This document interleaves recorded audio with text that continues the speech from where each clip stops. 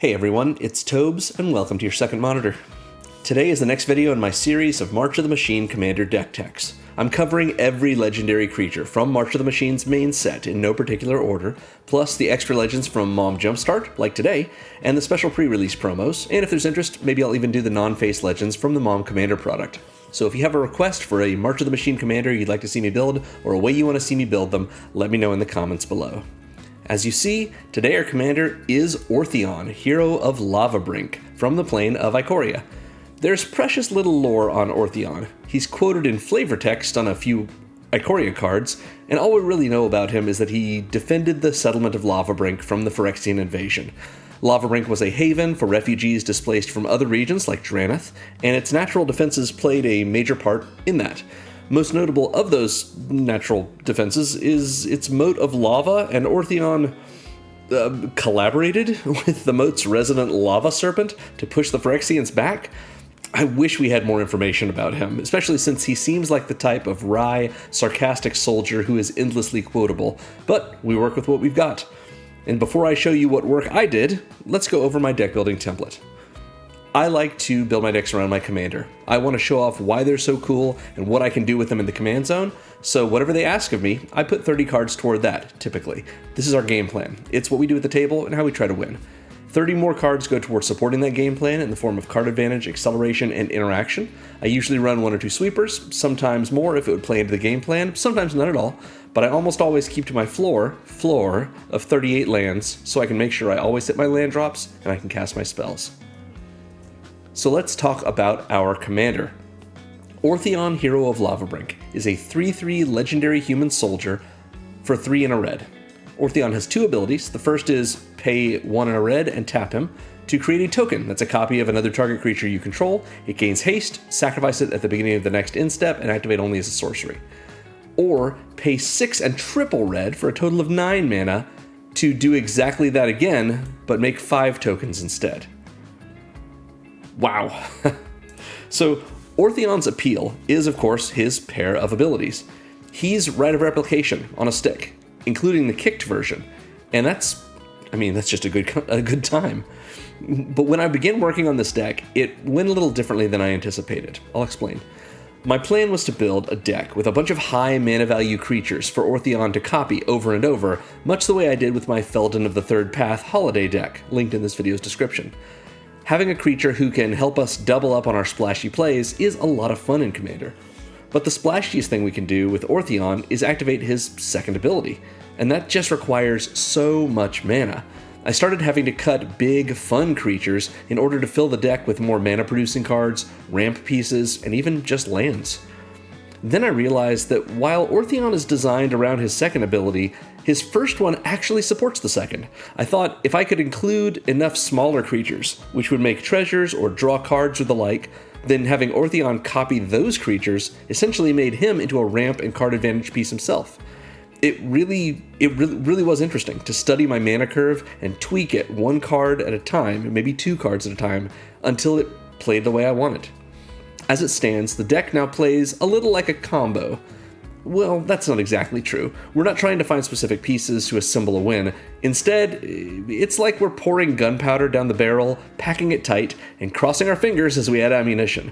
Usually, we happen upon a cannonball we can blast into our opponents to knock them down, but jamming in a shovelful of shrapnel works just as well. Our cannon is made of lava-tempered glass, and while there's no guarantee it'll explode on the first firing, we also have no hope it'll survive it either, nor any subsequent one. And you know, that's fun. We take what our deck gives us, and we use it to light our long fuse. Orthion fans the flame by doubling our acceleration pieces, and if we can sneak out some extra value in the process, so much the better. Eventually, our fuse runs out and our deck goes off, killing one or all of our opponents, or our fragile planet is disrupted and we get to have fun trying to relight the fuse in time. The stakes feel high and strategic thinking pays dividends for us, and every turn feels like the invaders are at the gates, threatening to overrun at any moment, unless we stop them. I built this deck on a lower budget than usual. Every card worth more than a couple of dollars USD has a home in other decks too, so this one is easy to disassemble or borrow cards from if you want to take a break from rolling the dice with it. But it is fun to make big plays that are guaranteed to blow up in someone's face, whether ours or our friends. Games against this deck have a timer on them, giving everyone that thrill of racing against each other so that they can win before the explosion hits. It's almost like a mini-game or an arch-enemy adjacent commander variant. Can you beat the 8-turn clock? Or have you given Orthion enough rope to hang you? The fuse is burning, and if you can't stomp it out in time, it's going to blow. After all, that's what bombs do. You'll enjoy this deck if you like making interesting sequencing choices to claw your way toward your final numerical goal, or if you like a game plan that feels hilarious and inevitable, building inexorably toward victory. For someone, anyway. So, as usual, this Mox Field list we're going over today is linked in the video's description. At the bottom of it, you will find a considering section full of cards that I considered putting in the deck, and ultimately couldn't fit in or didn't want to put in because they cost too much, or otherwise didn't fit what I was going for. But if your budget is bigger or smaller, if you have a different focus you want to start with, or if you're trying to do something similar to this, but with a little bit of a different slant, the considering section is a good place for you to start if you want to build your own Orthion Hero of Lavabrink deck. So I normally start by talking about our game plan in terms of the categories of card that are in it, but today, instead, I want to talk through how this deck plays. So let's pull Orthion back up, just so we have something a little nicer to look at while I talk. So what we want to do is get out our commander ASAP, and then use his first ability with our low mana value creatures to give us value while we ramp up to 9 mana. Like I mentioned, this might be treasures, cards, or even a little bit of burn. In the process, we're probably able to get out a bigger creature, somewhere in the 4 to 6 mana value ballpark. Once we hit 9 mana, we use Orthion's second ability on whatever we have in play that will help us most. Our best choice will be one of two options. Plan A is a big creature that we were able to play out before we hit 9 mana, and the copies of that will either take out an opponent or win us the game. Or Plan B is one of our smaller value creatures that we can use to generate a lot of extra mana or treasure, which lets us dump our hand and then do Plan A on our next turn. We can generally get enough value to defeat at least one opponent by turn 8, sometimes turn 7 or even turn 6, and occasionally turn 9, assuming we can protect Orthion.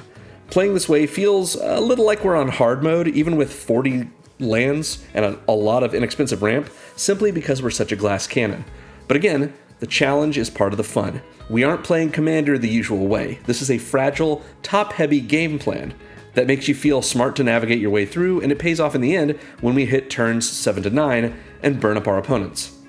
So now that you understand how to play, let's cover our support categories first, particularly our acceleration category, to show how we get there. We will start with card advantage as usual, which, also as usual, I have just shorthanded as a draw tag. It doesn't mean that all these cards actually do the game action of drawing us a card, it just gives us more access to spells for us to be able to cast them. So first of all is Skull Clamp. For a single generic mana, we get an equipment that equips for 1, and gives the equipped creature +1/-1, and whenever that creature dies, we draw 2 cards. So the idea behind Skull Clamp, especially in this deck, is we make a copy of one of our creatures using Orthion, pay 1 more mana to equip Skull Clamp to that creature, and then when that creature either dies in combat because we've attacked with it with haste, or dies at the end of the turn when we have its sacrifice delay trigger go off, we're going to draw 2 cards off of it. So Skull Clamp, oftentimes for us, is pay 1 mana, draw 2 more cards this turn. At least once a turn. Pretty sweet. Next we have Idol of Oblivion. For 2 generic mana, we get an artifact that lets us tap it to draw a card, but only if we've created a token this turn. Most of our turns we're making tokens, 1 or 5, based on whatever we're doing with Orthion, so just a free tap to draw a card beyond that is pretty sweet. We also have the ability to pay 8 and tap and sack the Idol of Oblivion to make a 10/10 Eldrazi creature token. We don't usually do that in this deck. We have better ways to win the game, but in case we happen to need it and we've got the mana for it, which we are trying to get to quite a bit of mana, we can throw away this card advantage engine to have a big creature, and that's not terrible. We could then copy that creature 5 times, probably on the next turn, with Orthion, and then that's a lot of 10/10s. That seems good. But usually this is in here so that we can draw cards. much like Mind Stone is usually in here as a ramp piece. It's 2 generic mana for an artifact that we can tap for colorless mana, but we can, if we want to, pay 1 tap and sack it to draw a card. So not really in here as card advantage, but we have it just in case, and it's going to help us do some good ramping in the meantime. Circuit Mender is next. This is 3 generic mana for a 2/3 artifact creature insect that when it enters, we gain 2 life, and when it leaves the battlefield, we draw a card. So this is going to any zone other than the battlefield, which means when it dies, if we're having to sacrifice the token copy we've made of it with Orthion, or when we've sacrificed it another way, when it dies in combat, or even when it's exiled or someone bounces it. Anytime it leaves the battlefield, we'll draw a card, and being able to do this repeatedly, which is really what it's in here for with Orthion, that's pretty nice. Similarly is Sky Scanner, 3 generic mana for a 1/1 flying artifact creature Thopter that draws us a card when it enters. So it's a little bit of a cantrip, It comes in and draws us a card, as opposed to the Circuit Mender, which has to leave the battlefield to draw us a card. But they're both 3 mana, one flies, one's got a little bit better stats and gains us life. Both are good options for us, albeit being a little different. Next up is Atsuchi, the Blazing Sky. For 2 and a double red, we get a 4/4 legendary Dragon Spirit with flying and trample. And when Atsuchi dies, we get to either exile the top 2 cards of our library, and until the end of our next turn, we can play those cards, which is card advantage, or we can make 3 treasures. Usually in this deck, we're trying to make copies of Atsuchi that we then not sacrifice, but then we get rid of thanks to the legend rule. And so we've spent 2 mana to activate our commander. We make a copy of the dragon, we get 3 treasures from it, so we've sort of used the dragon like a ritual. We've spent 2 mana and we've gotten 3 out of it that we get to keep. So oftentimes we're doing that, but it is possible that we might do this as well and get access to some cards. If Atsuchi is the thing that we use with our 9 mana ability, our commander's second ability, and we make 5 copies, each one of those guys is going to die. So we might end up making 15 treasures, but we could just make 12 treasures as 4 of them die, and then have the last one exile some cards for us that we can use our next turn. Next up is the Caves of Chaos Adventurer. This card, this is so cool. So Caves of Chaos Adventurer is 3 and a red for a 5/3 human barbarian with trample. So 5/3 trample, that's a juggernaut. When it enters, we take the initiative. Now, what is the initiative? Well, we're going to talk about it. The initiative is this. So the idea here is when you take the initiative, you get to venture into the Undercity, which means you put a little marker on this first room, and then every other time you venture into the Undercity, and at the start of your upkeep, when you have the initiative, if you retain the initiative until your upkeep, then you will move into the next room. You can only move into a room that is leveled down, and you can only follow this path. So if you go Secret Entrance, Forge, you can't then go to the Stash because the Forge only leads to the Trap or Arena areas. In this deck, typically you usually want to go on the left side of these things. It's not usually as helpful to make a 4/1 Menace Skeleton or make a treasure token, but that treasure token can be pretty nice. So sometimes we're going Secret Entrance, Lost Well, Stash, But anyway, yeah. The other thing to note about the initiative is if somebody does combat damage to you while you have the initiative, they get the initiative, and vice versa. If you do combat damage to someone with the initiative, you take it. And having taken the initiative, whoever just took it gets to venture into the Undercity. So if someone takes it from you, just take it back. It's fine. But we were talking about the Caves of Chaos Adventurer.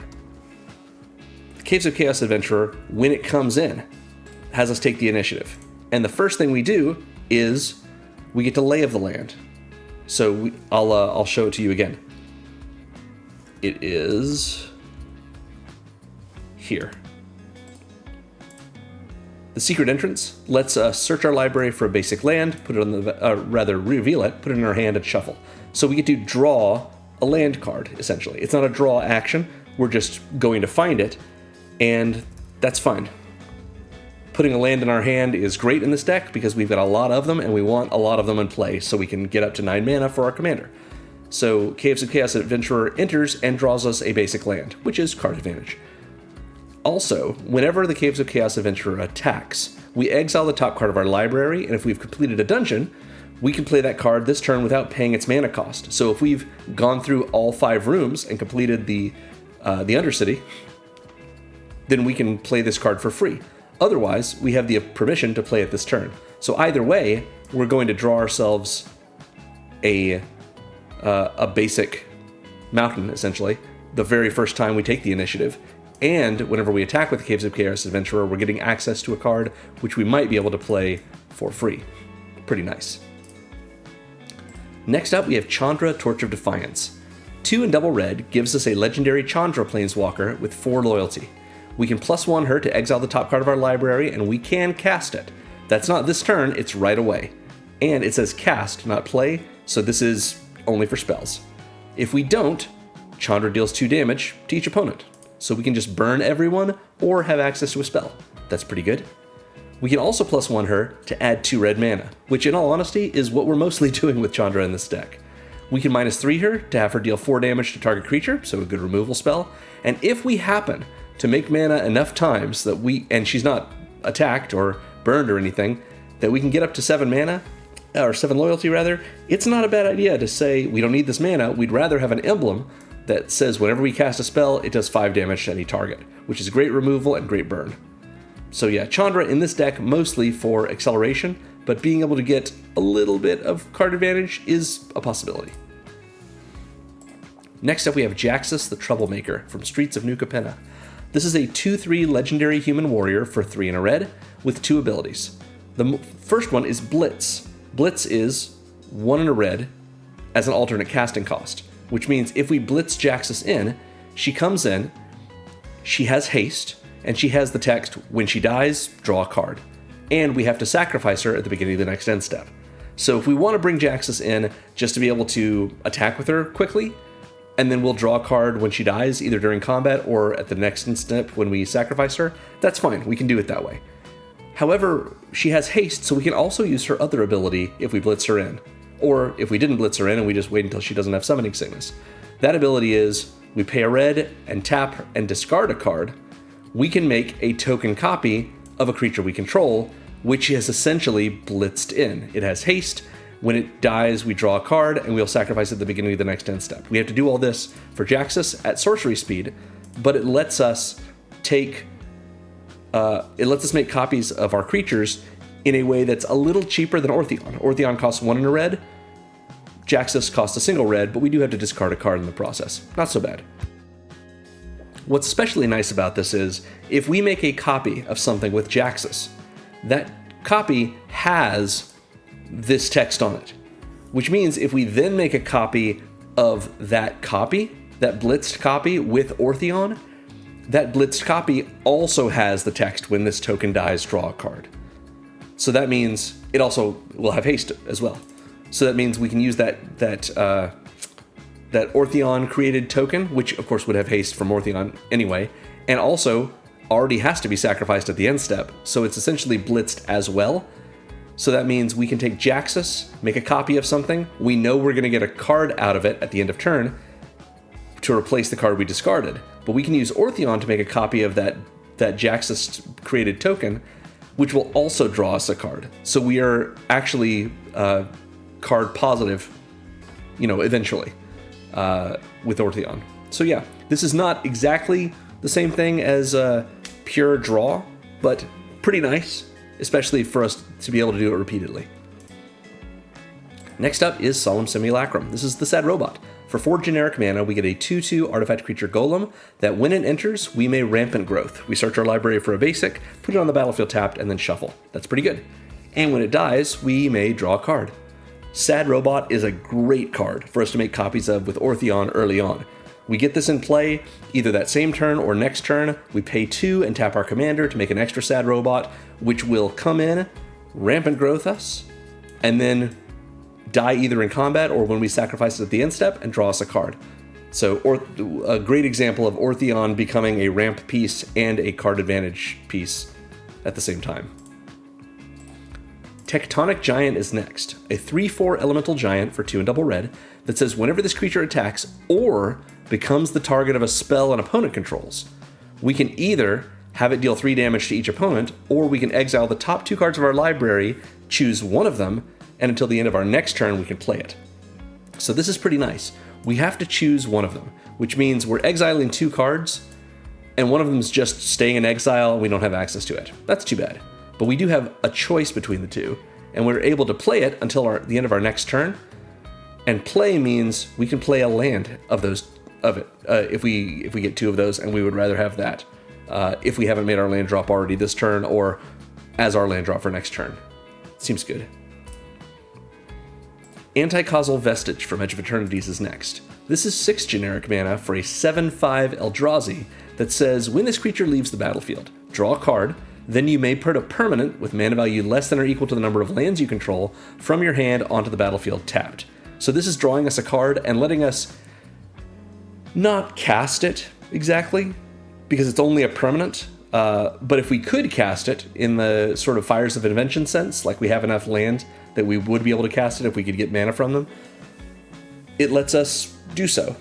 It also is, we could take a permanent with mana value 0, which is to say one of our lands, and we could just put that into play tapped. So we are getting to draw a card and we're getting to play a card, most likely, assuming we have, no card, assuming our hand is not just full of cards that cost more than the number of lands we have, and we don't have any lands on hand, etc. So Anti-Causal Vestige, very nice for that effect, but it does happen only when it leaves the battlefield. However, it has Warp for 4 generic mana, which means we can, instead of paying 6 for it, we can pay 4 to warp it in, which means it will enter, and then at the next end step, we will exile it with permission to cast it from exile on a later turn. So a little bit like an adventure, We have to cast it on a later turn, but otherwise it just comes in, then it leaves the battlefield, goes to exile, and we can cast it for 6 on a later turn. And because it's leaving the battlefield as part of this exile effect, we get this trigger. So warping it in for 4 is pretty nice for us in that way. It's also worth recognizing that if we want to, we can warp this in and make a copy of it with Orthion, which we will have to sacrifice at the end step. That token, of course, will go to exile, but that sacrificed token will also leave the battlefield, and we'll get this whole trigger as well. So a little bit of a way to cheat this in sooner than we otherwise would, and be able to get a copy of it with Orthion. That's going to cost us a total of 4 and 2 for Orthion, which is 6. So we can do this for the same cost as casting it, which we want to do so that we can cast it again later and do it again. Those are our card advantage spells. Let's go on to our acceleration section, which is, as you can see, huge. We've got 26 cards tagged as a way to give us acceleration. Some of these are ramp pieces, some of these are treasure makers, some of these are essentially rituals. There's a lot of this, and it's important. I'll also call your attention to the fact that we're running 40 lands, which is higher than our normal floor.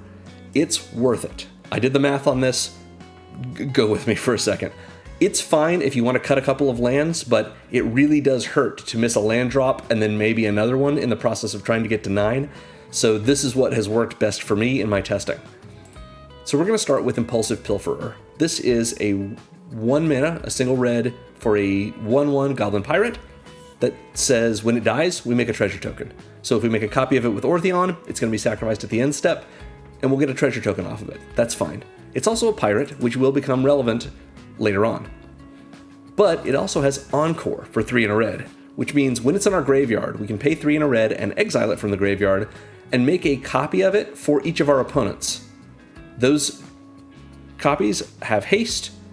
They will attack, each of them will attack a different opponent this turn, if they're able to, and we have to sacrifice them at the beginning of the next end step. So we can, while it's in the graveyard, if we've got 3 opponents, pay 4 mana, and it's going to end us up with 3 treasures somehow.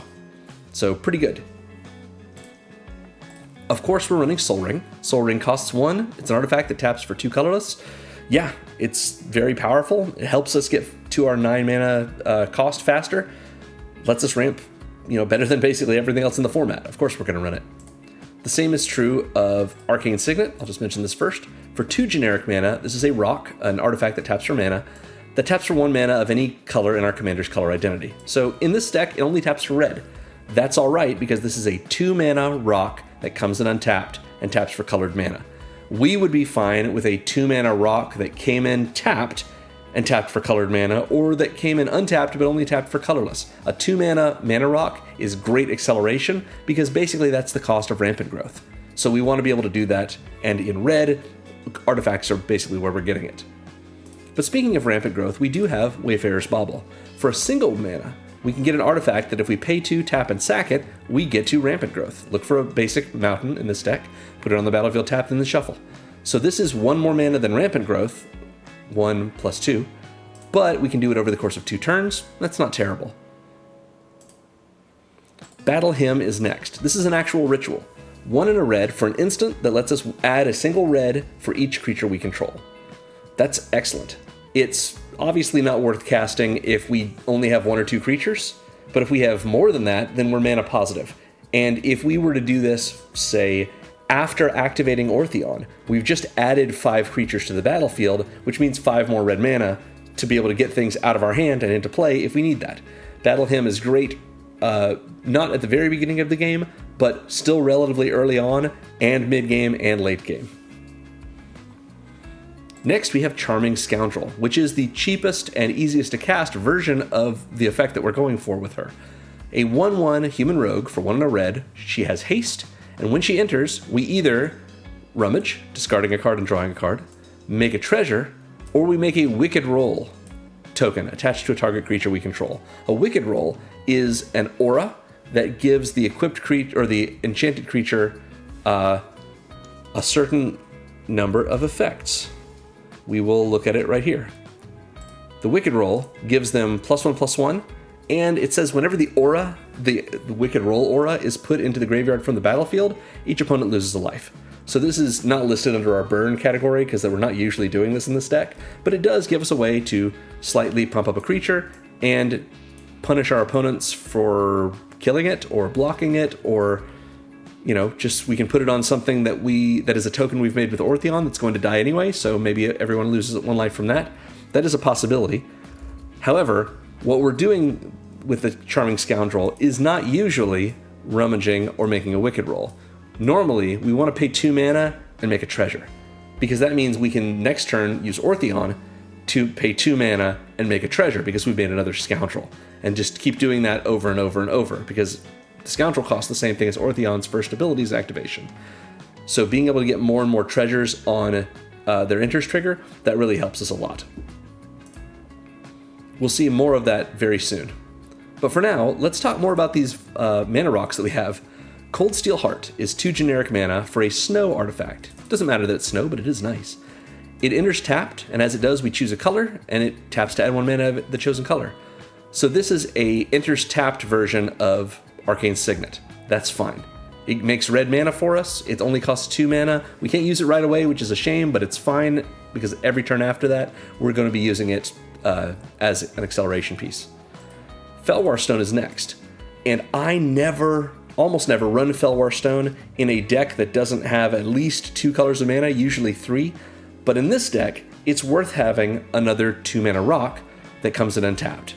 This makes 1 mana of any color that a land an opponent controls could produce. So if none of our opponents are running red, if none of them have any lands that can produce red, this does not make a color of mana that we can use for anything other than generic mana costs. Which means it's sort of like a Mind Stone. It makes colorless mana. It's not exactly colorless, it's just we can only use it that way. But an untapped rock that makes mana, that seems pretty good for 2 mana. So yeah, Felwar Stone's in here. We've already seen Mind Stone, which, like I mentioned, kind of works the same way for us that Felwar Stone does if our opponents don't have lands that produce red. But we also have Fire Diamond, which is a 2 mana rock that enters tapped and makes red. It's in this deck, Cold Steel Heart and Fire Diamond are basically the same thing. Pretty alright. We are running Reckless Barbarian, which is 1 in a red for a 2/2 Dragon Barbarian. It's a dragon, which is relevant. That says sacrifice this creature to add 2 red mana. We don't have to tap it to do that. We can just crack it whenever we feel like and make 2 red. So it is possible for us to pay 1 in a red, activate Orthion, make a copy of the Barbarian, sacrifice that copy of the Barbarian for 2 red, and then we're sort of back to where we were, and maybe we've filtered a generic mana through that into a red and we needed to do that. In all likelihood, what we want to do with this is have the Reckless Barbarian in play when we have 7 mana so that we can sacrifice it to jump ourselves to 9 and activate Orthion's second ability on a different creature. Or, if we want to, we can activate Orthion's second ability without sacrificing the Reckless Barbarian, target the Barbarian with it, we make 5 copies of the Barbarian, we sacrifice all of those copies, and now we have 10 mana in our pool.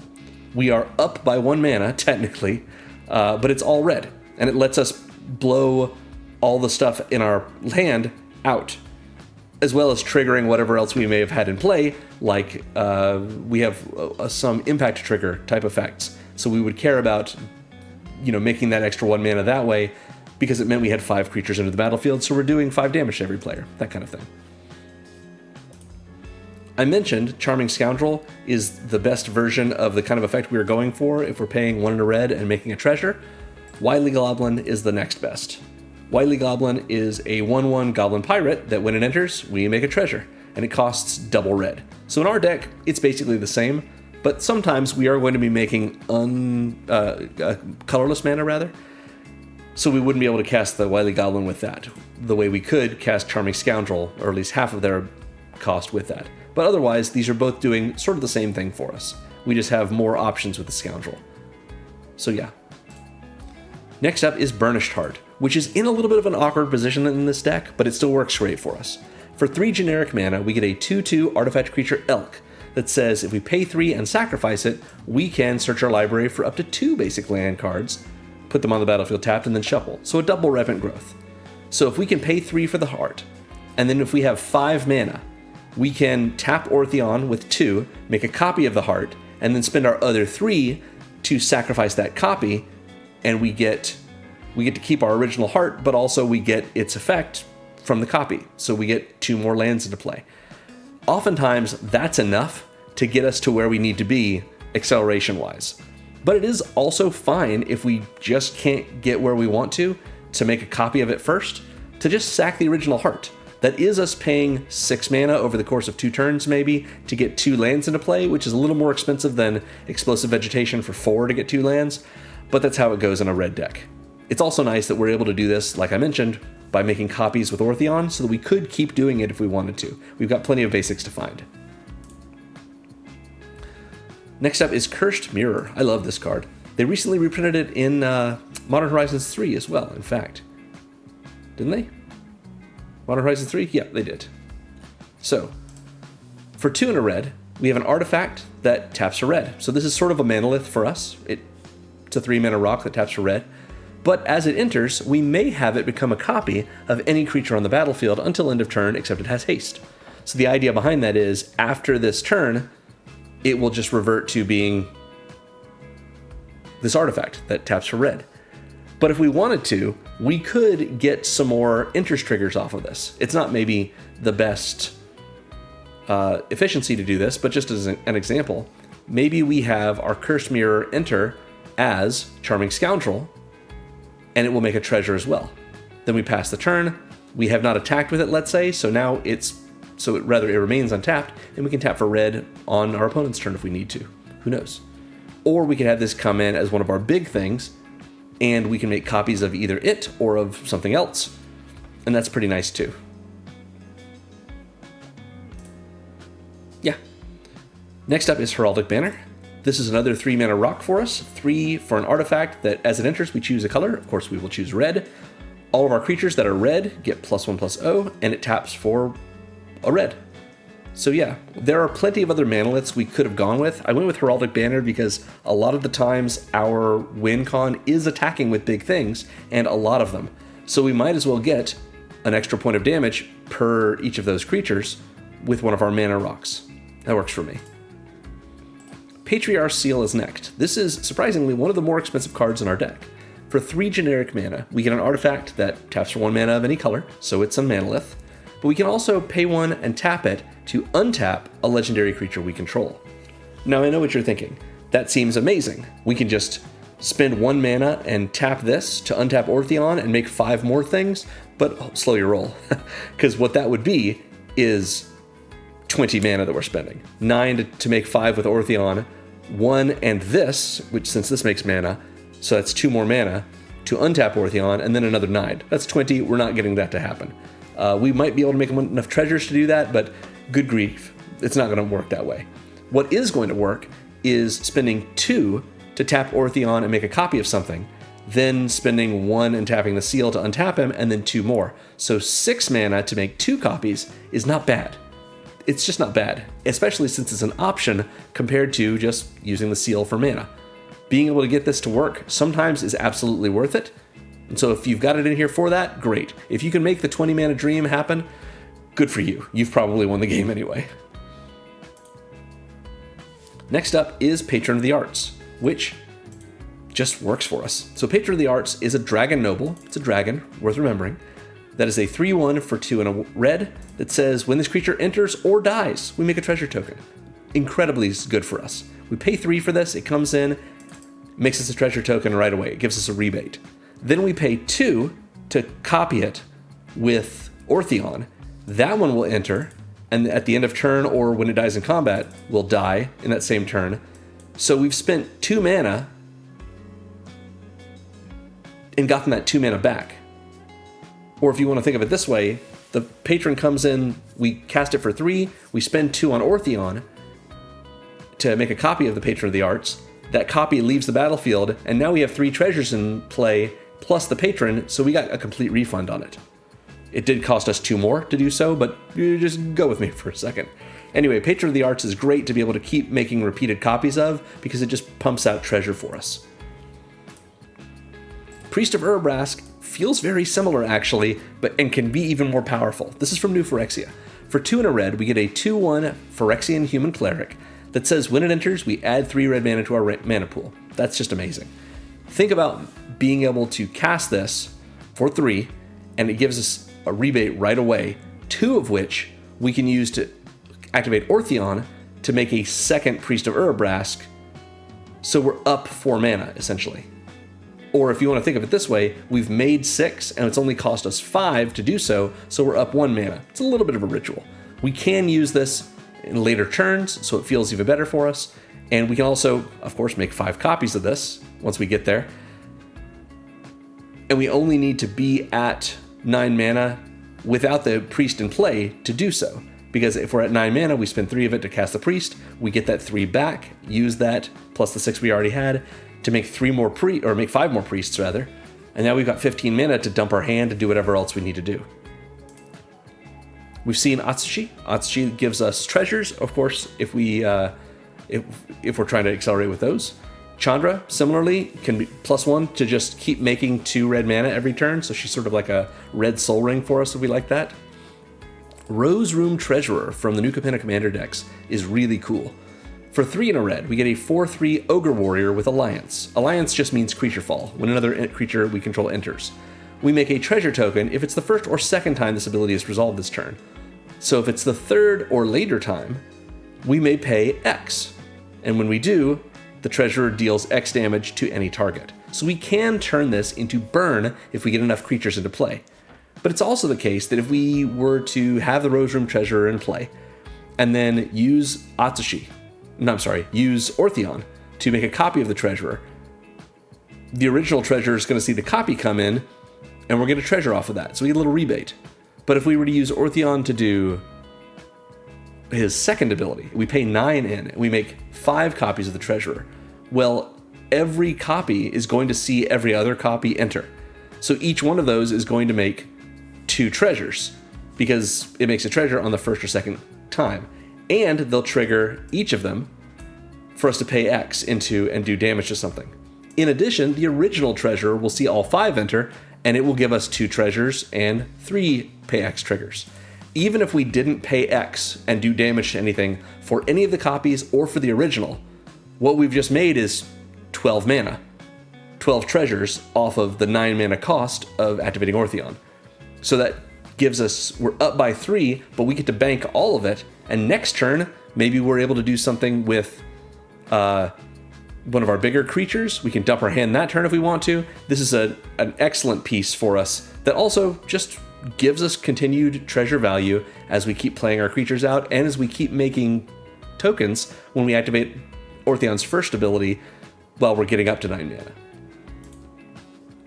We've seen the Sad Robot. Sad Robot, of course, Rampant Growths us when it comes in. Ganek's Astral Hunter is so good in this deck. 4 and a red for a 3/4 legendary dragon. He's a dragon. He has flying, and he has choose a background, which is not relevant in this deck. What is relevant is whenever Ganex or another dragon we control enters, we make a treasure. So Ganex comes in and makes us a treasure. But also, every one of the dragons we've already seen will trigger Ganex and make a treasure. So that's one of the reasons we care about dragons in this deck. It's also true that if we were to make 5 copies of Ganex, then the original Ganex is going to make 5 treasures because it's going to see 5 dragons come in. And every copy is going to make 5 treasures because it's going to not just see itself come in and therefore make a treasure, but also see 4 other copies of itself come in and make a treasure. So that's 5 treasures per dragon, including the original, which is 30 treasures. All of those dragons, all of those copies, we'll have to sacrifice, or we're going to have to sacrifice one of our Ganexes, whether it's one of the copies or the original, because of the legend rule. But that's fine. We spent 9 mana to make 30 treasures. That's totally okay. We don't have to worry about it. If you really want to put, Mirror Ball in this deck, you sure could. There are some ways to take advantage of that, but I don't think it's necessary. I think being able to turn 9 mana into 30 is pretty good on its own. Gilded Lotus is next. This is expensive ramp, but it's very, very good. 5 generic mana for an artifact that taps for 3 mana of any color. It doesn't come in tapped, doesn't have any other riders on it. I went with Gilded Lotus over Nyx Lotus because of that, because it's able to tap for 3 mana as opposed to an amount of mana equal to our Devotion to Red like Nyx Lotus.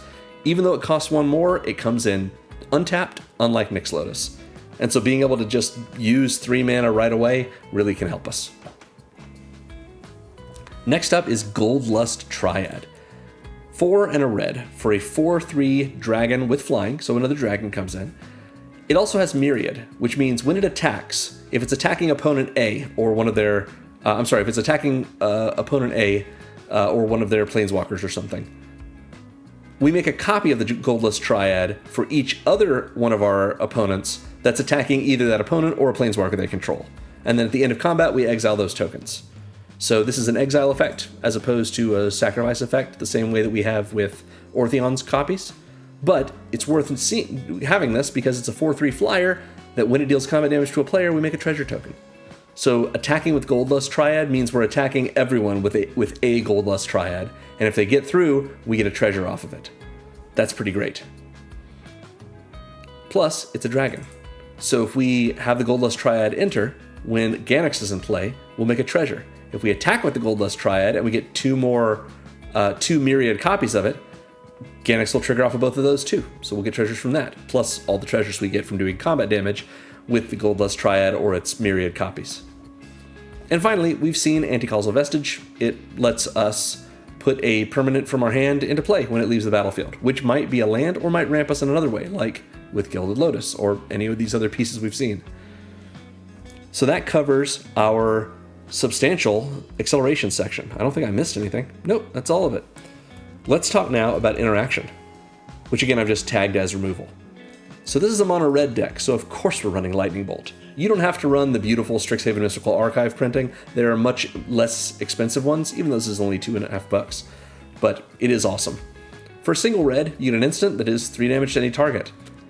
It's hard to have something more mana efficient than this. It's just very powerful for what it does. It's Commander, still you should run Lightning Bolt. We're also running a Braid for a similar reason. 1 and a red for an instant that lets us either do 3 damage to a creature or destroy an artifact. Just unconditional artifact removal for 2 mana. Sounds great. And sometimes 3 damage to a creature just kills things, especially if they've already got damage marked on them or they're about to from combat.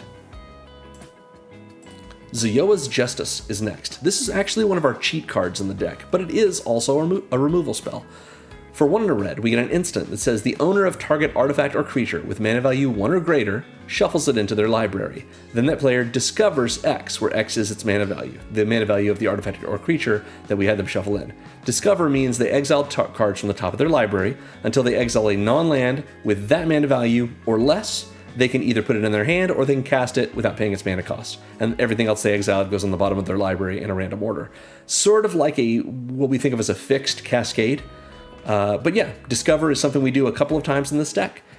And it just means we have to hit something mana value 1 or greater. So not a treasure token, but we can sure hit one of our own tokens that we make with Orthion with this. If Orthion makes a copy of, I don't know, Anti-Causal Vestige.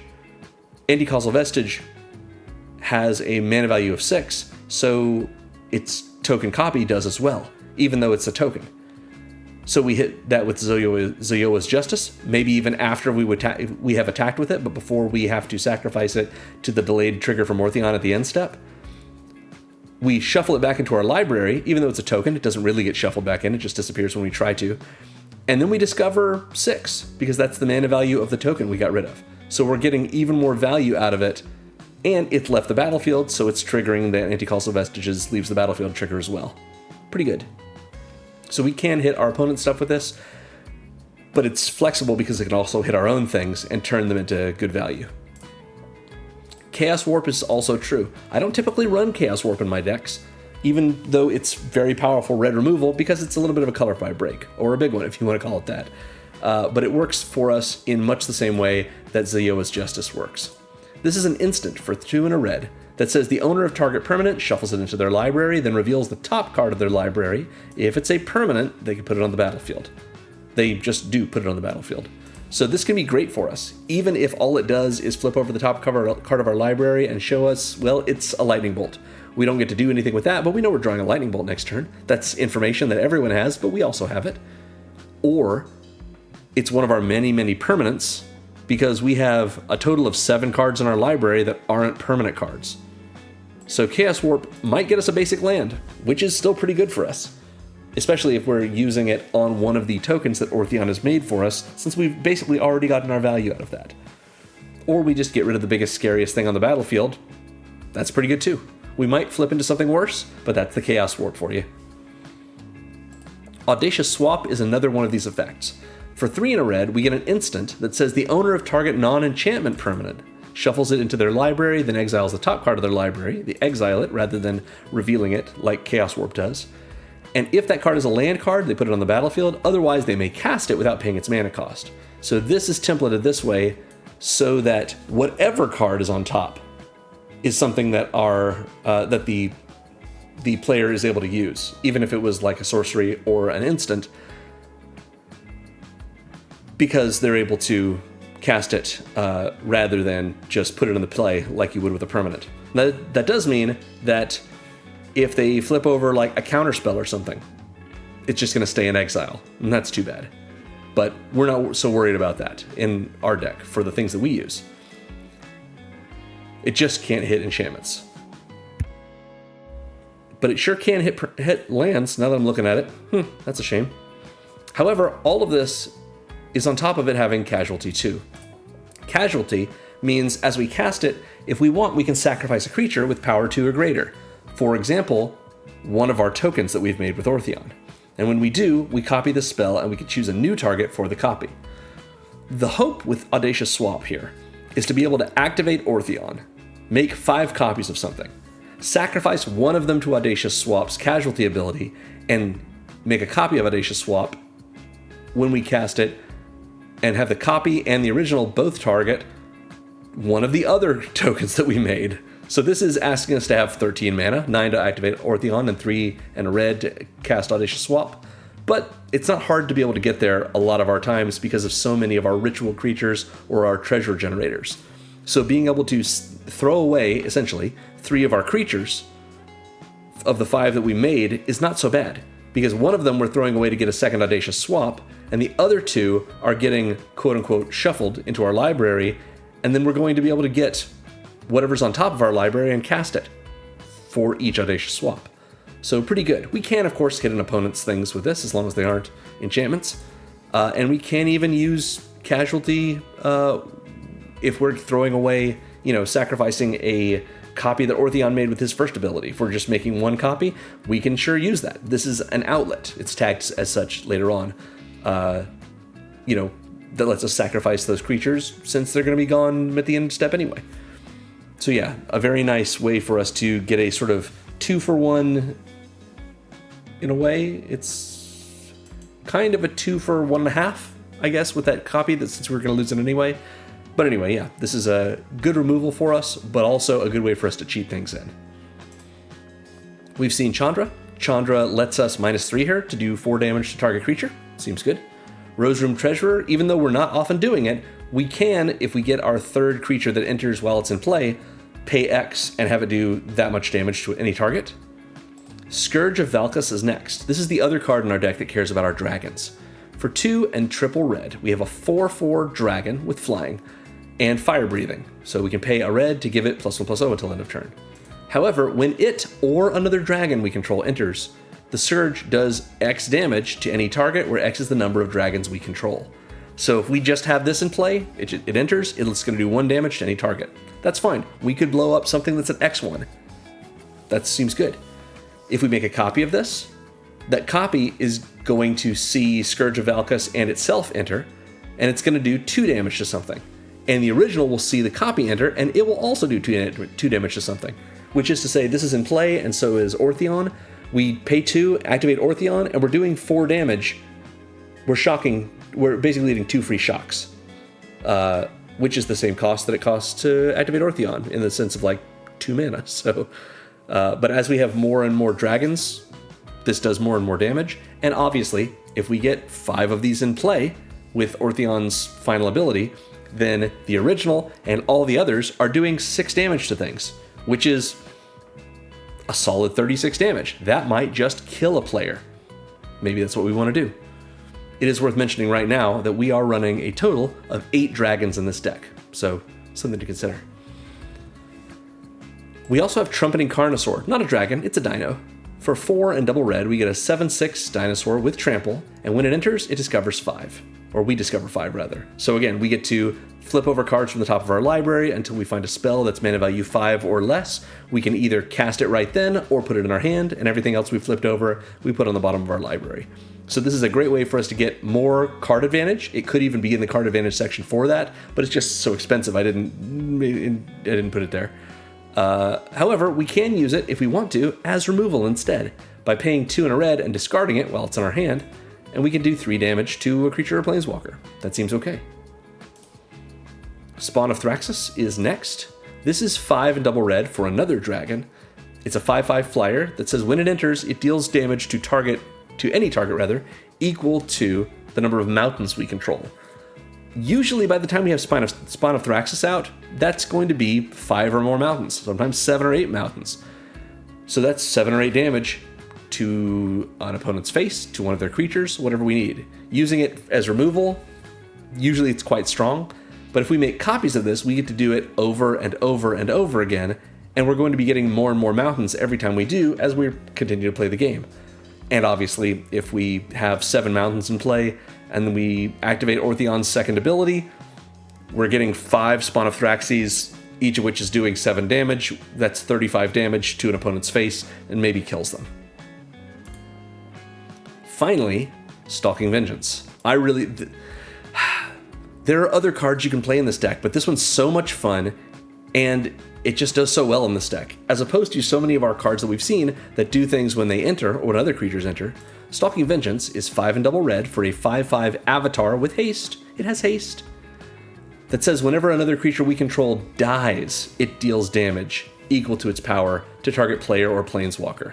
So this is only removal in the sense that it can hit planeswalkers, otherwise this is just burn to an opponent's face. But think about Stalking Vengeance and us making 5 copies of it.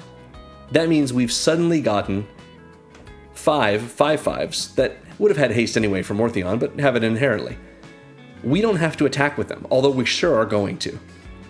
Because when they all die, they all see each other die, which means each one of those copies will see 4 Stalking Vengeances die, And the original Stalking Vengeance will see 5 of them die.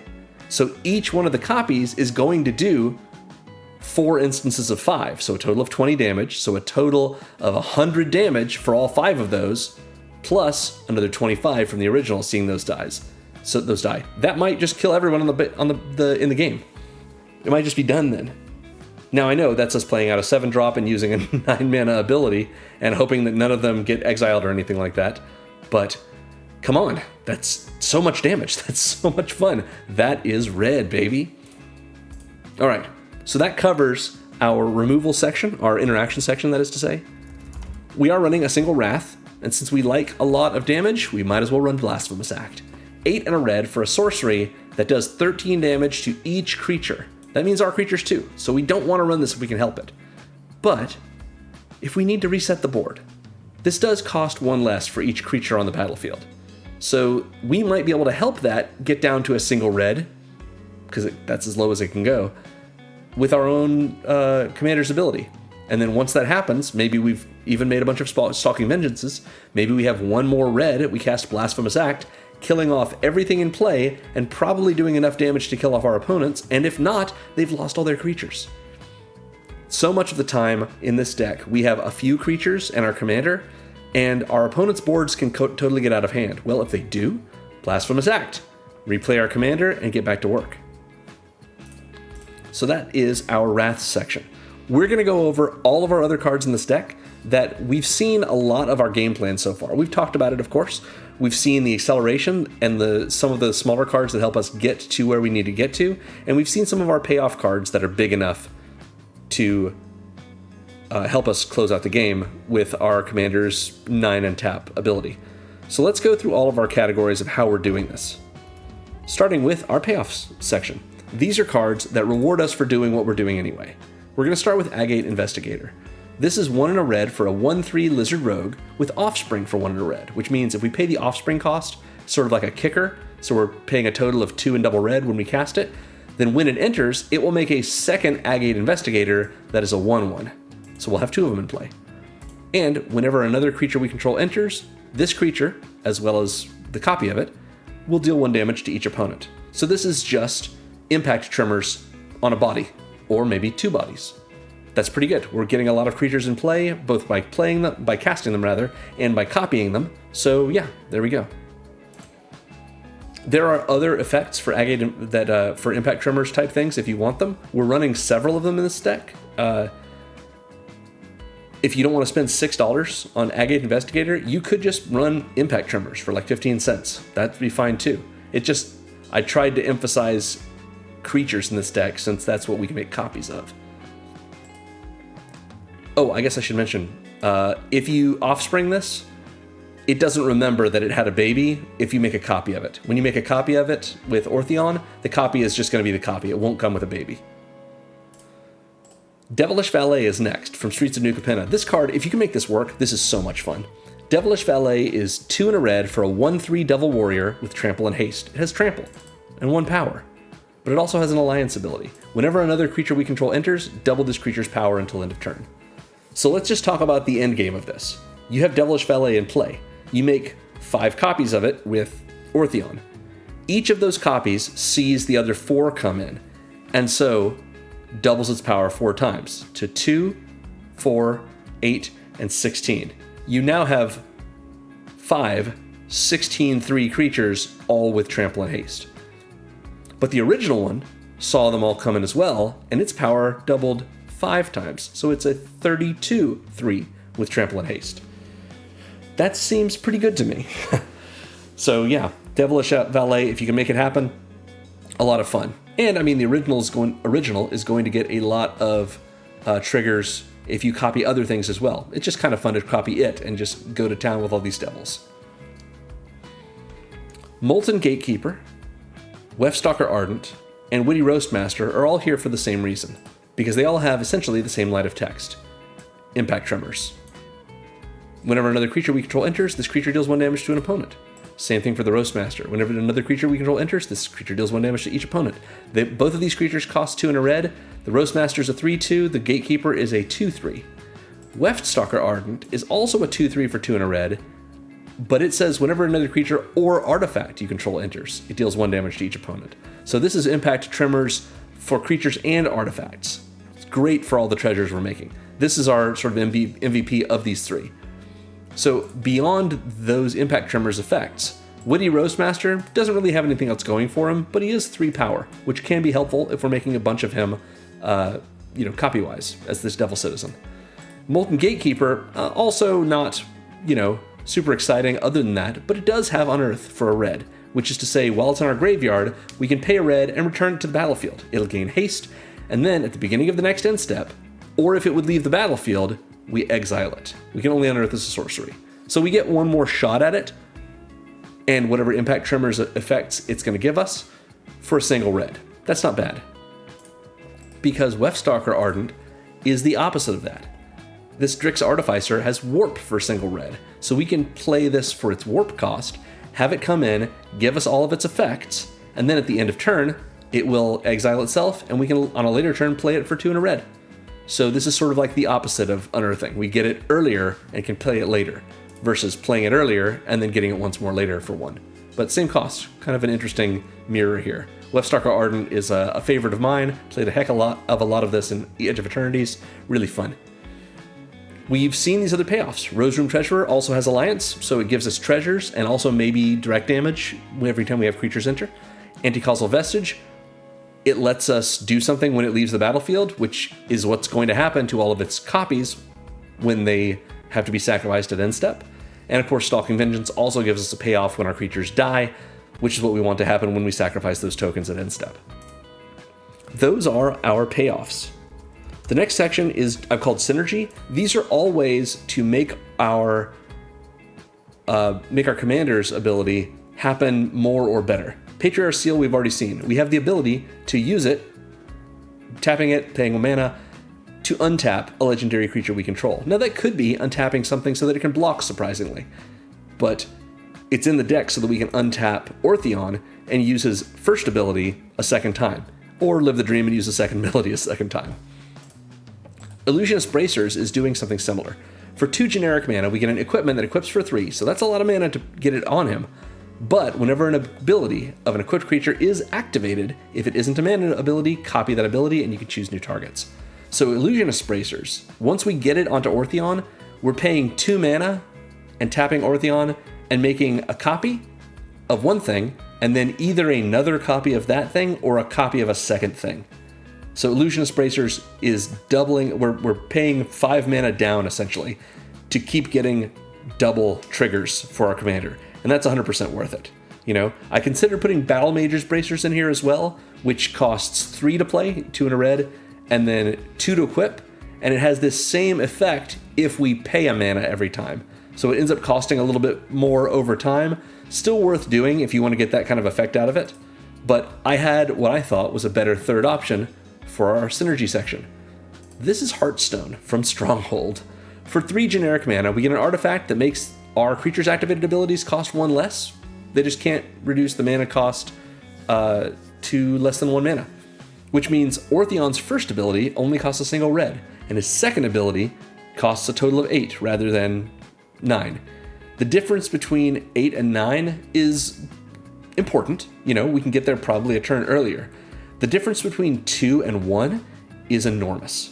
Being able to make copies of things for a single mana and tapping our commander, that's so powerful. Heartstone is a little expensive at 3 mana. It would be totally busted at 2 mana, but it's great in our deck. And I'm surprised I haven't seen more Orthion decks running it. Maybe they're trying to do more silly combos than we're doing in our little $85 deck. So that is our synergy section. I mentioned we have some outlets in this deck. These are ways to use our tokens before they get sacrificed. So Zioa's Justice, Chaos Warp, and Audacious Swap all let us take those copies and shuffle them into our library, quote unquote. Even since they're tokens, they don't really get shuffled in, they just disappear when we do that. And then we get to turn that into maybe getting another permanent or another spell out of our library. In addition, Audacious Swap has Casualty 2, which is another way we can have an outlet for those tokens, just sacrificing them ahead of time. We also have our 1 enchantment in the deck. It's Industrial Advancement. For 3 and a red, so a little expensive for us, we get an enchantment that says at the beginning of your end step, you may sacrifice a creature. If you do, look at the top X cards of your library, where X is that creature's mana value, and you may put a creature card from among them onto the battlefield. Put the rest on the bottom in random order. So, Industrial Advancement, if we have, let's say, a Solemn Simulacrum, and we've made a copy of it, at our end step, we have two triggers. One is the delayed trigger from Orthion that made the copy for us, that tells us to sacrifice it, and the other is this trigger. Since we control both triggers and they're happening at the same time, we can order them in whatever order we want. So we choose for Industrial Advancement's trigger to resolve first. Then, after we've sacrificed that sad robot copy to Industrial Advancement, its delayed trigger will ask us to sacrifice it, but it won't be on the battlefield, so it'll just not do anything. So it's totally fine. We had the ability, thanks to the way the game lets us order our own triggers, to sacrifice it for value before we had to sacrifice it to that delayed trigger. That's how Industrial Advancement is used in this deck. And what's great about it is our Sad Robot is a 4-mana card. So we get to look at the top 4 cards of our library. What if we see Stalking Vengeance on top of there? It doesn't matter that Stalking Vengeance is 7 mana. It's a creature. So we get to just put it on the battlefield. So what we do is we look at the most cards we can when we sacrifice these tokens to Industrial Advancement. We find the biggest, most powerful thing, or the thing that's going to give us the most value, like maybe Patron of the Arts, and we choose to put that onto the battlefield. We've got 34 creatures in this deck, so 33 outside of our commander, so a very good chance of being able to see and touch some creature cards with Industrial Advancement. When we get this out, really helps us, really makes the game go faster for us. So that is our outlets section. Let's talk about burn. We have 10 cards that can burn our opponents, as opposed to using them as just removal for our opponent's permanents. Like Lightning Bolt works for both. It does 3 damage to any target. We don't necessarily want to use this on our opponent if we maybe need to save it as removal for something that could be threatening to us.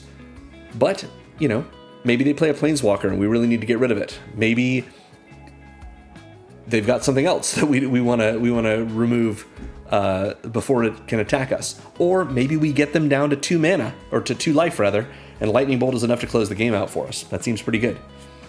Weftstalker Ardent, of course, is impact tremors for creatures and artifacts. Chandra lets us do 2 damage to each opponent if we +1 her, exile the top card of our library, and we don't cast it.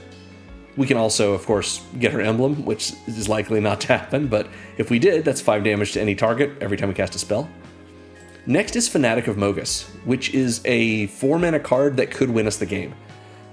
3 and a red for a 4/2 Minotaur Shaman that says when it enters, it deals damage to each opponent equal to our Devotion to Red. Our Devotion to Red, Devotion, is a mechanic that counts up the numbers of red pips in our mana costs of our permanents. So if we had all 8 of these cards in play, our Devotion to Red would be 1, 2, 4, 5, 7, 10, 12, 13. Having all these in play, Fanatic of Mogus enters, and now it's in play. We count that up, and every opponent takes 13 damage. Now imagine if we then made a copy of it. Each opponent would take 13 more damage. But what if we made 5 copies of it? Each opponent would be taking 35 damage, or 65 damage rather. So, yeah, Fanatic of Mogus, if we have enough of a board, which of course it's adding to the board when we make copies of it, can definitely kill everyone. Rose Room Treasurer, of course, can burn things if we've got its 3rd Alliance trigger to go off in a turn. Tectonic Giant, we can have it deal 3 damage to each opponent whenever it attacks or becomes the target of a spell an opponent controls. It won't do this on entering, but remember, if we're making copies of it, those copies have haste. That's fine. We can just attack right away. Scourge of Valkus, of course, whenever it or dragons enter, we get to do damage based on the number of dragons to any target, which could be our opponents or an opponent. And then we have Red Dragon. 4 and double red for a 4/4 dragon with flying. It's red, it's a dragon, it's a red dragon. Thanks, Adventures in the Forgotten Realms. And it has a Fire Breath ability, which is when it enters, it deals 4 damage to each opponent. It just does. So this is essentially, it's doing its power and damage to everyone, if you want to think of it that way, but think of it as we cast this, 4 damage to each opponent. Then next turn, we use Orthion to make 5 copies of it, 20 damage to each opponent. If it's got Illusionist Bracers on, or if Orthion does, that's 40 damage to each opponent. That's the game right there. So Red Dragon can absolutely win us the game, especially if by the time we get it out, our opponents are down to at or below 20. We might be killing one player, we might be killing two. And then our final opponent's like, I'm at like 3 life. And we're like, yeah, and we have 5 red dragons we just made copies of that are 4/4 flyers with haste. Good luck. We've seen Spawn of Thraxus, which of course enters and deals damage based on the number of mountains we control to any target. And Stalking Vengeance we've already talked about, and how when our creatures leave the battlefield, they do damage equal to their power to players or planeswalkers. So yeah, not all of these are hitting each opponent. Some are just target opponent. But being able to copy them, even just once, still pretty good. So that is our burn section.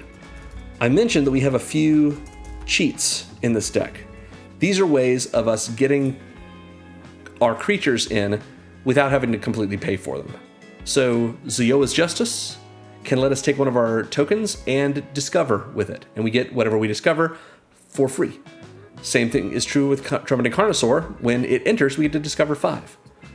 We can also, much like with Zioa's Justice, Chaos Warp or Audacious Swap one of our own things to find whatever's on top of our library and either put it into play or maybe cast it if it's not a permanent, based on whichever card we have. So we're cheating those into play as well. Wefstalker Ardent and Anticausal Vestige both have Warp, so we can get them into play cheaper, not for free, but cheaper than we otherwise would.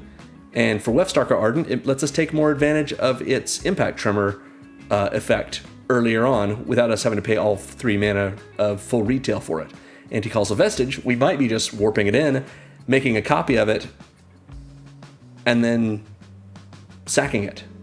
Sacking both, or just letting one warp away and sacking the other, because of course it is one of Orthion's copies. So yeah.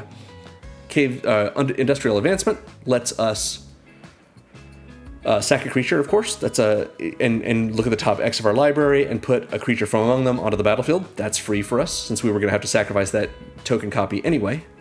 And Caves of Chaos Adventurer lets us play cards for free if we've completed a dungeon. Which, now that we've seen how this works, I do want to mention the Caves of Chaos Adventurer one more time. Remember, there are only 5 levels to the dungeon, to the Undercity. Which means if we make a copy of Caves of Chaos Adventurer, we complete the Undercity, because we will take the initiative 5 times. And since we will have already been in the Undercity, because we've at least taken the initiative 1 time thanks to the Caves of Chaos Adventurer, we will restart it as well. If we're even on like level 1, we make 5 copies of the Caves of Chaos Adventurer, it goes to level 2, 3, 4, 5, we complete it, and then level 1 again. But Caves of Chaos Adventurer isn't just cheating cards into play with its second ability if we've completed that dungeon. It's also the case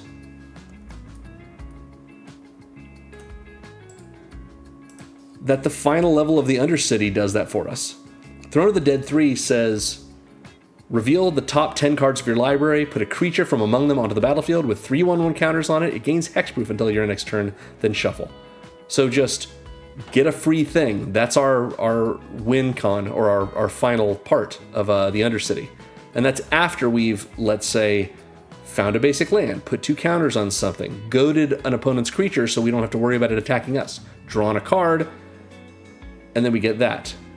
And so if we have the scenario I talked about before where we're already in the secret entrance, we make 5 Caves of Chaos Adventurers, we get 2 counters, goad something, draw a card, look at the top 10, get a creature into the play, put 3 counters on it, it gets hexproof, and then we're back at the secret entrance and we get another basic land into our hand. Very powerful stuff. And that will cover our cheat section. We now have a couple of funny sections. This is our teamwork section.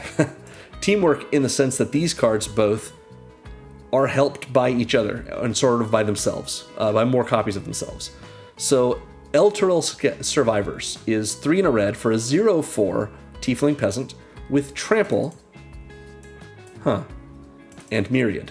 So whenever it attacks, as we've said before, if we're attacking opponent A, we'll get an extra one that's attacking opponent B or a planeswalker they control, and another one that attacks opponent C or a planeswalker they control. And as long as any of these survivors are attacking, they get a power bonus equal to the number of lands defending player controls. So we get a bunch of friends, and they're all huge /4s with trample by the time we can attack with them. But what's especially great with these is, what if we make 5 copies of this, and then we attack with just those copies? We're attacking opponent A with 5 copies that are maybe, let's say, 8 4s, because our opponent A has 8 lands. And all of those have myriad triggers. So they're all making copies that are going at opponent B, which might be 11 4s, since opponent B has 11 lands, let's say. And then another myriad copy that's going after opponent C. All of this has so much power, and trample and myriad lets us kill maybe everyone at the table, or at least take out and diminish their boards by quite a lot. Very powerful ability here, and a great hit for us to go with on Orthion when we finally get up to 9 mana to activate him. Similarly is Borderland Behemoth. 5 and double red, so this is, I think, the biggest creature in our deck other than Stalking Vengeance, which is also 5 and double red. For a 4/4 giant warrior with trample, that gets +4/+4 for each other giant we control. So if this is the only giant we have in play, which I do want to make mention, we are running 2 other giants besides this. But if this is the only giant we have in play, if we use Orthion to make 5 copies of this, all of our giants, the original and the 5 copies, are getting +20/+20 because there's 5 other giants in play. So that's 6 24/24s, which in all likelihood, if we send 2 of them at every opponent, including the original and with the 5 copies, then that's 48 power trampling damage going at each opponent. That might just end the game for everyone right away. Seems fun. Our next section is our theft section. That's why it's right here. So Coercive Recruiter is first, and this is the reason I wanted you to notice the pirate type that we have on several of our cards. There are 3 pirates in this game as well, including the recruiter themselves.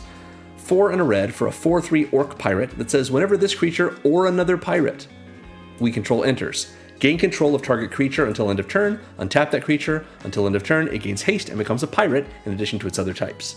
So this is a way for us to steal our opponent's biggest, scariest, best creatures and attack with them. Coercive Recruiter comes in, and we do that with a creature. We make a copy of Coercive Recruiter, and we do that with a different creature. We make 5 copies of Coercive Recruiter, and they all come in, and each one of them steals, threatens, if you want to call it, a scary creature on our opponent's boards, and we either send them back at our opponent, who now no longer has 5 creatures, or at a different opponent, so that maybe these creatures are trading, or maybe they're doing damage in other ways. Maybe someone's got like a Darksteel Colossus we want to steal, whatever it may be. But it's also great if we wanted to take, Wily Goblin, which is a Goblin Pirate. We make 5 copies of that. They all come in and make us a treasure, but they also all trigger the 1 Coercive Recruiter we have, and we do exactly the same thing and steal 5 things. However, if we make 5 copies of Coercive Recruiter, then what's happening is each one that comes in will be seen by the original and will steal 5 things. Each one coming in will also see itself and the other 4 come in and steal 5 things, which means we pay 9 mana to copy Coercive Recruiter, and we get to steal 30 creatures from our opponents. Seems worth it. I mean, that just means no one's got blockers anymore. Everything's coming at their owners or at one person. Doesn't matter. Just very powerful. Also, we have Furbolg Flautist. For 4 and double red, we have a 4/4 giant bard. This is another giant for us. Doesn't really look very giant in this picture, but maybe he is. Anyway, he has Enthralling Performance. When this creature enters, we gain control of target creature we don't control until end of turn. Untap it, it gains haste, and myriad until end of turn. So remember that Darksteel Colossus I mentioned? Maybe someone has it. Now it has myriad, and we're attacking its owner, and we get a copy for each other opponent. If we make 5 copies of the Flautist, then we're going to get to steal 5 things, all of which will have myriad when they attack. That just seems like a lot of fun. Big, splashy ways to advance the game or maybe just end it. So those are our theft cards. Let's talk about our tokens now. These are cards that just happen to make us tokens in different ways. We've seen them all. Impulsive Pilferer can make copies of itself by encoring itself out. It's not likely to happen, but we could do it. Idol of Oblivion draws us cards every turn we tap it when we've made a token, but more to the point, it can make this 10-10 Eldrazi if we want it to. Probably want to just draw cards off of it, but that's an option. The Survivors make copies of itself because they have Myriad. The same is true of the Flautist and the creature it steals. The same is true of the Goldlust Triad itself because it too has Myriad. And finally, Jaxus can either... I guess Jaxus can blitz itself in. Jaxus can make token copies of creatures we control that are themselves essentially blitzed. Finally, for our last section of spells, we have cards that will protect us a little bit, or really will protect Orthion, because that's the glass part of our glass cannon. Orthion, poor Orthion. People are going to target him. He's going to die. We're going to have to recast him. That's fair. But we may be able to ramp our way into something big before that happens, and both of these pairs of footwear are ways to do that. The Swifties, Swiftfoot Boots, are 2 generic mana for an artifact equipment that equips for 1 and gives the equipped creature hexproof and haste. That's good. Hexproof, very nice. Haste, also good, but hexproof particularly here to save our commander's bacon. I don't tend to run Lightning Greaves in my decks. I like the Swiftfoot Boots a little bit better for the cost, monetary cost and the power level of them, but these are a stronger use. However, in most decks, I often want to target my commander with things, and Lightning Greaves don't let me, because Lightning Greaves are 2 mana for an equipment that equips for 0. We don't have to pay anything to equip it. We just have to activate this and let it resolve. And the equipped creature has haste and Shroud. Shroud is like a precursor to Hexproof. It means that while Hexproof says the equipped creature can't be the target of spells or abilities your opponents control, Shroud means it can't be the target of spells or abilities, period. So we can't target this with anything of our own. If Orthion has the Greaves on, we cannot equip him with the Swiftfoot Boots because equipping the Swiftfoot Boots would target Orthion. And Lightning Greaves says, nope, he's got Shroud, he can't be the target of things. So that's the reason I tend not to run the Greaves in my other decks. But in this deck, we really want to protect Orthion. So being able to have the Greaves in play before we play our commander, and then to immediately, for 0 mana, equip the Greaves to him, like being able to activate him hastily is pretty nice, but being able to protect him right away, that's a big deal. So worth running the Greaves in this deck for that reason. And that covers all of the spells in our deck. As usual, we're going to go over our mana base now, starting with our basic lands. We are running 32 basic mountains, and of course from Ikoria, like Orthion is. I know what you're thinking. 32 basics is a lot. You are correct. We want them. We want as many untapped red sources as we can get because we want to make sure we always hit our land drops so that our acceleration lets us get our commander out early, and more importantly, get out our commander something good to copy and get us to 9 mana as fast as we're able to. Being able to run a couple more lands than we normally do, and a lot of them as just untapped basics, yeah, that gets us where we need to be. So yeah, that's why we're running 32 mountains.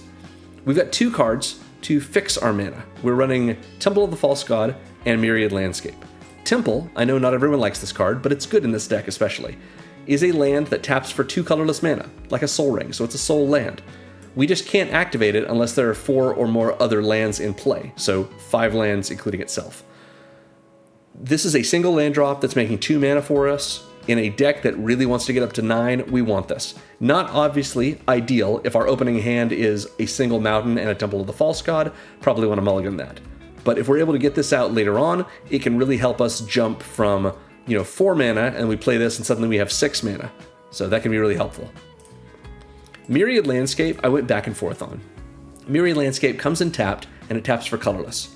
We can also pay 2, tap, and sack it to search our library for up to 2 basic lands that share a land type.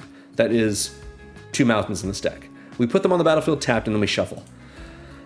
So this is ramp technically, because it's 1 land drop that we're able to turn into 2 lands in play.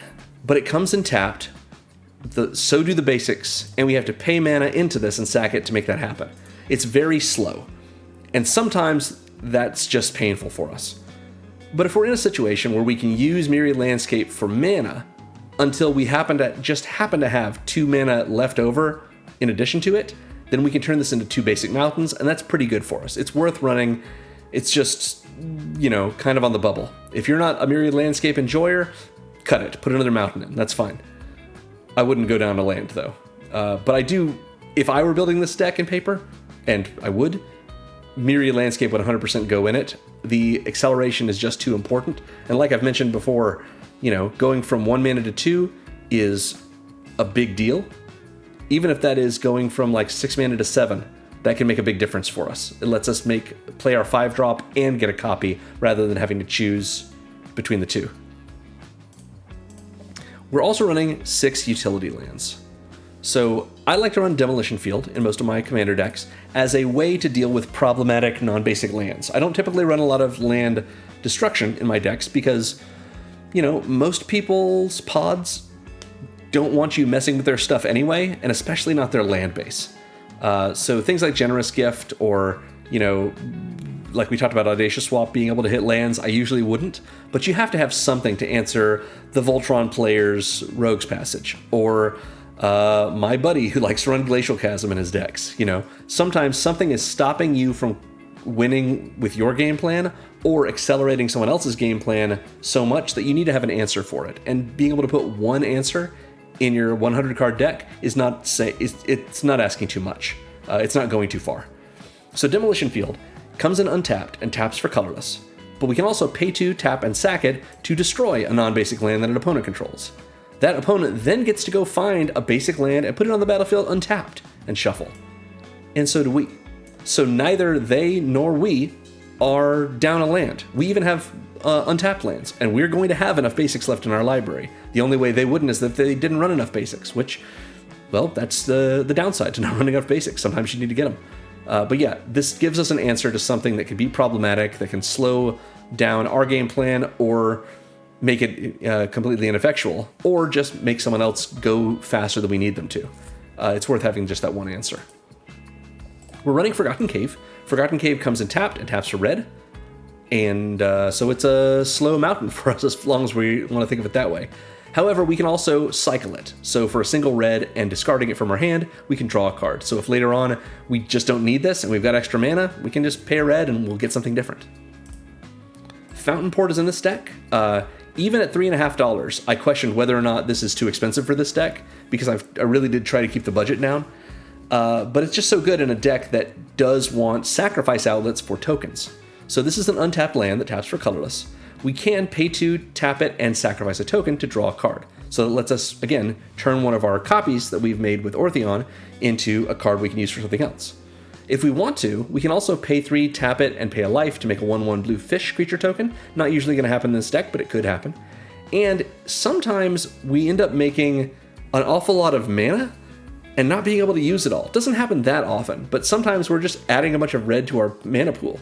And if we do that, we can pay 4 and tap the Fountain Port to at least save one of those mana in the form of a treasure token. That's not bad. Which, it's worth recognizing, this treasure and this fish can both be sacrificed on a later turn when we untap with Fountain Port to draw a card. We are running Rogue's Passage, just because sometimes we want to get in with something and not have a chance of losing it, whether or not we're making a copy of it or not. We want to let our opponents block the copies, since they're going to die anyway, and not block the original creatures, but we sometimes still need to do damage with those original creatures. So Rogue's Passage comes in untapped, taps for colorless, and we can pay 4 and tap it to make one of our creatures unable to be blocked this turn. However, we can also use this politically. We can use this on an opponent's creature. Maybe opponent A wants to attack opponent B, but opponent B has a really good set of blockers. So we say to opponent A, hey, you attack. If you leave me alone for a turn cycle and you don't bother my board, I will make your best creature unblockable against opponent B. And they'll say, oh, that sounds good. Go ahead and activate your Rogue's Passage. And we'll say, no, because if we use it before combat, you could attack us and be unblockable. And they'll say, oh, that's fair. So we agreed? All right, I'm making an attack. And once they've declared their attacker, before blocks are declared, we can then activate Rogue's Passage, and now their creature's unblockable, and they owe us. Seems pretty good. We're also running Spinerock Knoll. Like Forgotten Cave, this is a land that comes in tapped, and taps for red. But when it comes in, it has Hideaway 4, meaning we get to look at the top 4 cards of our library when it enters, exile one of them face down under the knoll, and then put the rest on the bottom in a random order. Then, we can pay a red and tap it during a turn when an opponent was dealt 7 or more damage in order to play the exiled card without paying its mana cost. So this is not unlikely to happen, and it is worth recognizing that it doesn't require us to be the one that did the 7 damage to an opponent. If an opponent takes 7 damage from themselves, maybe they're running Rurik Thar and they're playing like a Basilisk Scholar and a Soul Ring, or maybe opponent A did attack opponent B and did a bunch of damage to them. We can just pay a red, tap Spinerock Knoll, and cast the exiled spell that's underneath it. But if we do all that damage, and we've saved 2 mana, 1 red and 1 in the form of not having tapped Spinerock Knoll for mana, we can also get that thing. So a little bit of bonus card advantage for us in case we need it. Finally, we're running Terrain Generator. I used the Edge of Eternity's Stellar Sights printing just because it was a little less expensive, and it also looks really cool. So this is an untapped land that taps for colorless, but it also lets us pay 2 and tap it to put a basic from our hand onto the battlefield tapped. That is us making a second land drop in our turn. It doesn't count as a land drop, but it's getting another land into play, hopefully, which not just gets lands out of our hand, it lets us accelerate just a little bit. It's expensive, don't get me wrong. We're paying 3 mana to essentially rampant growth when we already have a land in hand to use it with, because it's 2 plus the Terrain Generator itself. But this can tap like all of these other, or most of these other utility lands for colorless mana, and that's fine for our deck. We have so much red, we're not hurting for it. But being able to get, if we've got a couple of basics in our hand and we really just need more acceleration, we play one of them, use Terrain Generator to put the other one in play, that's going to help us out a lot.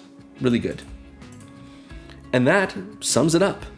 Again, I'm making a deck for each of the March of the Machine legends, so let me know in the comments if you'd like to see a specific commander or a style of deck. Thanks for watching, everyone. Make sure to like and subscribe, ring the bell if you want to be notified when one of my many videos is posted, and remember most of all that Magic is fun. You should play more Magic.